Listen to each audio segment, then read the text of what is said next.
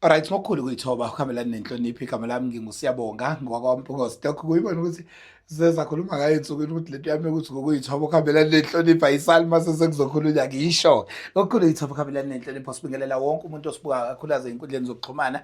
Ey'ndaweni esisuke siphuma kuzona-ke siba nabantu othola ukuthi banamagalelo abanawo nezinto nje abazenzayo in general. Thola ukuthi uyasho ukuthi hey, yazi labantu basenza sibe inspired kodwa ungazi ukuthi baqhamukaphi. Ingakho namhlanje suke sithi ukuthi Janti namhlanje I'm joined by uma wami la uDr Khumalo. Dr Khumalo sawubona, siyakumukela futhi ohlelweni lethu namhlanje.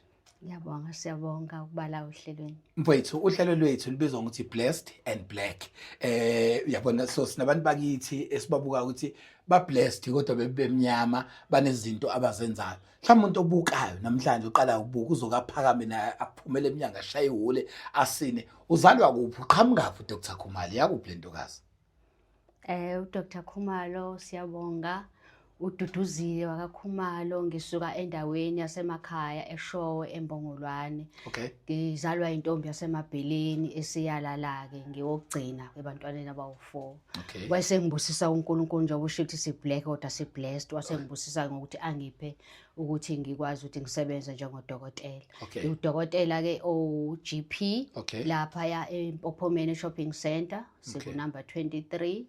Ngibuye-ke futhi ngenze imisebenzi eseceleni njengokuthi nje ebusuku ngiyakwazi ukuthi ngihambe ngiyolekelela eGrace Casualty. Okay. Ngiphinde-ke futhi ngibe khona nalapha endaweni okuthiwa ise-step down eseduze kwasemngeni esibhedlela. Okay. Kunomshana omncane, intombazana, umfana obukayo. Ngifuna ukucheck-a ukuthi lento iqala nini. Iqale nini kwento ukuthi ngifisa ukuthi ngibe udokotela ngelinye ilanga? Uyiqala usumdala usuka matric, uyiqala uka grade 11 noma wawukhatha amaxoxo usemncane? Yenzeka njani? Ifike nini lento kuwena uthando lwayo? Siyabonga uNkulunkulu unendlela yakhe yokusiza umuntu.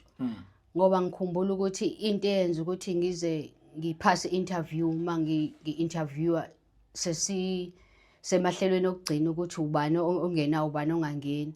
Bangibuza ababengi-interview ukuthi ubani owagqugqumezela ukuthi ube udokotela. Athi mina akekho ngoba uma wami wayehlala ethi wena ngeke uze ube udokotela indlela othanda ngayo ukulala. Okay. So base bebona ukuthi hayi-ke nangu umuntu ongezile ngoba ephusha kodwa eze ngoba eyithanda lento. Okay. Nanokuthi njengoba ngisho ukuthi ngisuke endaweni emakhaya sithina ngisuke emndenini ohluphekayo. Embongolwane kwakunodokotela okuthiwa uDr Ho. So kwawuthi uma ngabe mhlawumbe ungakufuna ukudla uzenza ngcono kuthiwa uzenza uDr Ho. So akuzange nje kuze kufike kumina ukuthi ngaze ngibe udokotela ngelinye ilanga. Kodwa ke uma wami wagula ngangifunda into kwakuthiwa ugrade 9 ngaleso sikhathi. Kwaku-form 1. Yeah. Yebo, yes. Kwaku-form 1. Yeah. Wagula kakhulu ma, yazi ingane yokugcina ihlale ingaphansi kweyiketi kamawayo. Kwangiphatha kabi lokho ukugula kama. Ngiwumuntu-ke kusho ukuthi onayo lento yokuhlale efuna ukuyimela ngaso sonke isikhathi. Ngingayithandi lento ukuthi angikwazi ukusiza uma wami. Ngangithu uthando lokuthi nangelilanga ngibheke ukuthi ngibe udokotela yasuka lapho. Umuntu onothando kumthetho wami. Umuntu onothando uthando kodwa nje yayingangiphethe kahle ukugula kwesalukazi sami. Canti uthando lami lwaqala lapho. Man docs, nenkinga usually mangenza ama interviews nabantu, wonke umuntu ufuna ukukutshela ukuthi hayi ngakhula kanzima, ngangihlupheka.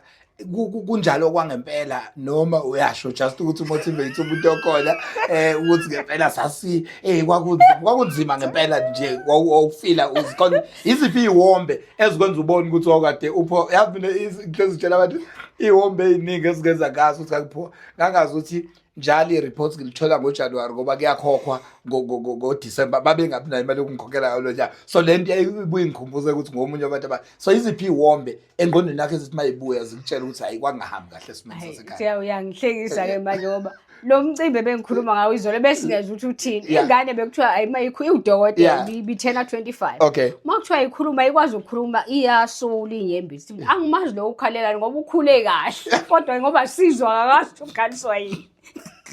Mina-ke mina siyahayi ngeke. Hayi kwangahambi kahle.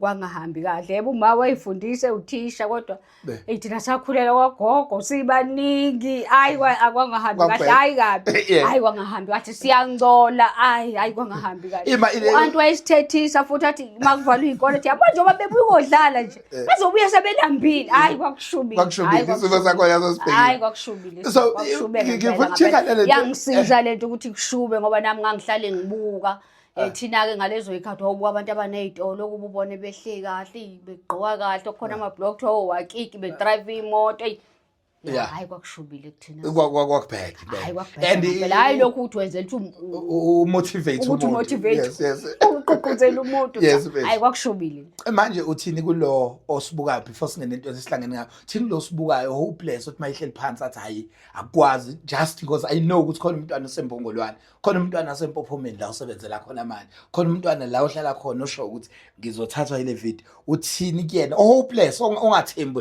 ongaveli lenhlanzi njengoba usho ukuthi inhlanzi yayingaveli ukuthi ungasufike kulesigaba sikusona. Ngathini amazwi akho? Ngizothi njengoba usiyabonga Mpongose lo uyena uphelele. Njengoba uIbanathi Mpongose uphelele. Wena ohlezi lapho emjondolo noma kuyiphi indawo uphelele kuseyisikhathi sakho ukuthi ube la ukhona. Sizofika futhi isikhathi sakho sokuthi undize. Hlala nje ulalelisise uqhubekele phambili. Ngizofisa futhi ukuthi osiyabonga njengabantu abayizimbongi ke bayigcizelele lento yokulalela ikakhulukazi kubantu abasha ngoba izinto eziningi suke sitsheliwe ngaphambili ikakhulukazi uma uxayiswa ngengozi noma mawululeko ibalekile lento yokulalela ngoba into eziningi zingena ngapha iphume ngapha bese sesiyakushiya umkhumbi ohambayo. So kubalekile ukuthi uhlale nje la uhleli khona mangabe nje ubuye kusho mntanami ngikuthuma esikoleni hamba esikoleni ufike ulalele. Unganako okunye okuningi njengoba inkondlo yakhe isho ngempela ke iqiniso unganako okuningi ufike uthathe lokho othunywe khona uphume uhambe uzoba into enkulu. Ngiyacabanga ke futhi nala empophomeni ngiyayiqhanya kakhulu ngabantu basempophomeni sebekhiqiza odokotela abaningi ngaphandle kokuthi ingane zethu sizeyiphume ziye ezikoleni eziyimele. Ukhona nje omnye umfana ngimbone ePitoli naye ebandla uyayihlakaza imfundo kodwa nje umfana okukhulelela kuthina wafunda ezikoleni zethu kodwa wenza kahle kakhulu. Bese ngithi kulabo akunezinto kubo ungadlali ngamathuba abazali bakho noma ngabe ume kahle kini ngoba impilo isazoqhubeka. Kufuneka nawe wakhele unenhlanhla wena ozokwakhela pheyiwena kodwa nawe futhi ongenalutho usenokwenza kwenzeka.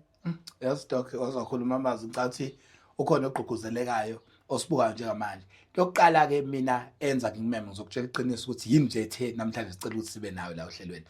Sema ngifika mawukhuluma lento yothando sathi mangifika mina kwazwana nothando lo mama yabo nje kwahlaleka naye wasifica sibhizi nama community projects esiwenzayo la ngaphakathi emphakathini. Ayikho neyodwa sayenza whether siya rebuild noma silekelela izimo ezikhona kunemingcwabo kunani umuntu oqala simfonela uhleze ekhona. And abantu abaningi ngifuna batshela yena Dr. Khumalo wesihlezi sikhuluma ngaye masiqala kwi podcast la isikhona.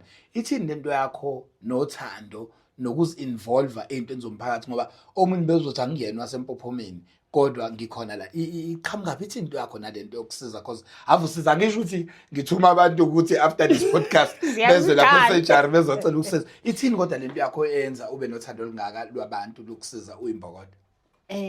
Siyabonga kusho ukuthi lokho kuphindela emumva lapha engithe ngiqhamuka khona eMbongolwane njengoba ngichaza ukuthi ngiqhamuka endaweni esesabelweni. Sikhuleke thina nje ubusho nje nawuthi nguma kuwena sibadala kade sikhona. Sikhuleke thina kusenalanto yobumbano kubantu. Ngikhula ke endaweni yaseMbongolwane enothando kakhulu. Uthando ngilifunde khona. Uma ngabe eMbongolwane ubunomuzi eThekwini lowo muzi ubungayi wena owakho kuphela. Ubuwe eMbongolwane yonke. Uma ngabe kuthi nomuzi eGoli bengawona umuzi wakho kuphela bekuyiwembongolwane yonke. Thina mangabe ngithi ngiqhamuke eMbongolwane ngicabanga ukuthi mhlambe sisuke sikhuluma ngendawo mhlambe engaphezulu ko 40-50 kilometers radius kodwa siyazana sonke. Uma ubuza nje ukuthi wena ungakakhumala kuphi nendawo sengiyayichaza sebeyakwazi njalo. Ngikhumbula ukuthi ngaphambi kokuba ngibe udokotela ngangiunesi kuqala so kwakufuna ngihambe ngoregister ePitoli ukuthi sengiunesi manje. Okay. Insizwa zangithatha kwakuyizinsizwa nje ezazi zengasekhaya kodwa zangamukela ngoba zazi ukuthi sisuka ngandawona. Nje eqala ubungabacwasa abantu umuntu nje uma esefikile uyamthatha sekowakini uze ukhiphe futhi nemali yakho umbhekelele zonke idingo zakhe. So uthando mina ngikhule ngalo ke ngempela. Lapho ke angiqhenyi abanye ke sebashiya ngakho inhliziyo zethu zingasuka eMbongolwane ngoba sikhuliswa obhuti sikhuliswa omalume abasiphethe nje ngothando. noma ekubonaphi uyakuthatha kwenza ingane yakhe aza kuphe ngisho imali akubhekelele kungabi khona ngozi futhi enye engasiqhamuka. Yazi Mhlekisi ukuthi ngifuna ukufakaza kulento yakho noThando le ndawo yaseMpongolwane ukuthi yakubona ngifaka imbongi ziningi wanedwa wabona kukhona yaseMpongolwane wathi ngiyathenga amathikithi ngiya eBetside nayo imbongi yangasekhaya. Dr. Njengamanje siyezwa uThando la mawufika eMpophomeni nje ufika hayi umphakathi wafika ukumukela ngezandla ezinhle nali business ya operator khumbuza umuntu lapha eMpophomeni Shopping Center yena Dr. Khumalo olapha ufike kanjani environment nomphakathi waseMpophomeni kuwena ube kanjani because ngikubona usuyilunga nawe lethu eyintweni eziningi ezenzeka uhleze khona. Hayi siyabonga ngeke nginidlele umona nginifela amandla nifike nangamukela ngezandla ezifudumele nangibambisa nangidudulisa mhlambe nje ngathi nambe ngisazofika ngithi siyakhumbula ukuthi kufike kwakhona iCovid kwakhona umlutho zayiningi nje izinto ezenzakalayo wakhona ke nawe njengomuntu onesikhundla noma odumile emphakathini nami ngokwenza ukuthi impilo ibe lula kodwa ke angifuni uqamba amanga bangiphethe kahle abantu basemaPophomeni abancane abadala abanjani bangiphethe ngezandla ezifudumele kulula ukusebenza nabo. Bethu thina sinale nkolelo asishaya abanye abantu but njengoba sisho ukuthi we are black and blessed and asikwazi phela ungakhuluma sifuni futhi ukugcibha noma sibeke but sisentweni ethi ukusikhumbuza ngoba sifisa thina ukusupport odokotela bethu asikwazi ukubalekela leyo nto leyo sifisa ukusupport odokotela bethu sifisa ukuza la bakhona iziphi izinto onazo lapha ya eMpophomeni owathi umuntu maye ebhekene nakho kungamela ayobheka uDr. Khumalo Shopping Center eMpophomeni iziphi izinto specialize ngazo kakhulu nje lapha. Ngiyami njoba ngiyi-GP nje ngiyasebenza njengabo bonke odokotela ngizokugxila kakhulu ezintweni ezijayelekile kodwa nje ngingasho nje sengikha phezulu ukuthi siyababona abantu abagulayo kusukela kumntwana ozelwe kuze kuyoba ugogo osemdala siyababona bonke abalimele kancane abazohlela abakhulelwe kakhulukazi lapha ekukhulelweni noma mhlawumbe ungakhulelwe nje uma udinga iscan sinaso futhi iscan kubaleki ngiyathanda ukuthi ngigcizelele lokho sikhona iscan mhlawumbe uma udinga ukuthunga kodwa kuwumthungo oncane noma mhlawumbe udinga ukuthi ukusoka siyasoka OPDP siyabenza cha asibagomi kabantwana okunye ke mhlawumbe engakubalula ukuthi sinalento okuthiwa i-aesthetics ezobuhle lapho ke sinama drip ama-drip kahlukahlukene ezobuhle kanjani ngifuna ukuyibamba leyo mhlawumbe izongilekelela ezenze njani ezobuhle mhlambe njengokuthi nje mawufuna ukufaka i-drip mhlambe bekudlekile kakhulu uyaxhumana nathi uma mhlambe nakhona ubona ukuthi hey engathi angikho right amasosha omzimba athanda ukwehla akukhona i-drip ongayithola usizakale noma uyazizwa ukuthi hey ngizizwa khathele nesibhocobhoco uyakwazi futhi ukuthi usizakale noma mhlambe kuthiwa igazi lakho liphansi abanye khona abangayidli inyama so ababa nezinkinga ufuna abathola ama-vitamin athile nalapho uyasizakala mawufuna ukuba muhleke nje nakhona njengoba kuwo festive nje ufuna ukuthi ubuso bakho kukhanye kahle bucace kahle ube muhle lokho kuthiwa glow drip nakho sinakho babe khona ke futhi namanye ukwazi ukuthi ulekeleleke mhlambe mawuthi kade useyidakamizweni usufuna ukuthi siclean sikhiphe i-detox uyakwazi ukudetoxa noma mhlambe unebhabhalazi akhona ke futhi neminye ingqube ezikhona mhlambe mawuthi ufuna ukwehlisa iweight ukwazi nakhona futhi uthola ama-drip kanjalo. Uyangibuka nje nginyosiwe yithi kanti ubopela izinto lapha kuyini ukubisa ngifuna ukuchecka medical aid zonke lezi zinto ezifana lezo nenza kanjani kulokho. Hayi siyayithatha onke uhlobo lwe-medical aid siyalithatha nabakhokha cash futhi siyayithatha bayathanda ke nokubhala edolweni sibona leyo bhala wedonsi ngeke phela uthi uqala nje ukufika uzosilokuzana uzosibhala lapha elokuzana edolweni phethu dokhona into ekhona le ngiyacela ke in general mhlawumbe ngalekelela omunye umuntu osibuka eSouth Africa kunalento ethi thina abantu besilisa siyasaba ukuvakashela udokotela mhlawumbe ungathini ukudlulisa uthi ukushaya kancane sipikili ukugqugquzela nje abafowethu uthi udokotela umbona usugula usuphethwe ngohlaka noma uyambona nje uyihambela angazi bungasidlulisela kanjani leyo message kubafowethu. kuyafuneka impela abantu besilisa nabo bakhuthale bangesabi beze ngaphambili ngoba nakhona baba nazo iy'nkinga ey'hlukahlukene. Ungalindi ukuthi uzodudula unkosikazi noma uzodudula i-girlfriend ukuthi ake kube iyona iyozwa amanzi ukuthi ajule kangakanani. Nawe nje woza uzokwazi ukuthi ufike ulithole usizo. Nani-ke siyabonga, siyathanda ukuthi-ke nibagqugquzele ukuthi cha bafowethu ningesabi. Kuyaphileka, kuyahambeka indlela ehambekayo.